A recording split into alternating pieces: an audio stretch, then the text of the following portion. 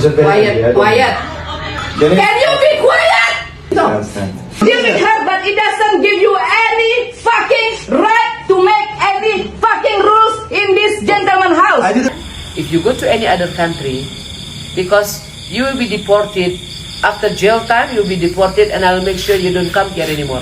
Inilah senator negeri Bali, Niluh Jelantik. Dia ni sejak dulu lagi memang sangat lantang melawan kebiadaban pelancong Mat Salleh dekat negeri Bali. Jujurlah aku cakap orang yang macam ni kan, kalau jadi presiden negara Indonesia kan, Indonesia confirm akan jadi negara yang sangat kuat, tinggi semangat kebangsaannya. Tapi itulah kan, sayang sekali kita takkan jumpa ahli politik yang macam dia ni dekat Malaysia. Berani bertegas melawan kebiadaban warga asing, terutamanya orang putih ni semua, bukan Rohingya saja. Ialah kebanyakan ahli politik dekat Malaysia ni kan Anglophile. Korang tahu tak pemasuk Anglophile? Tolong buat kajian sikit. Dan jelah kalau tengok bersejarah pun, kemerdekaan negara kita ni pun atas ihsan Inggeris ya, bukan atas pertempuran. Jangan marah tau, ini fakta, bukan nak merendahkan negara kita, ini realitinya. Tapi kalau korang betul-betul tak puas hati, lebih baik kita tekan ahli politik dekat Malaysia ni supaya bertegas, lantang, garang, sama macam senator Bali ni. Bukan dengan Rohingya saja, dengan orang putih, Tok Arab ni semua. Kalau beranilah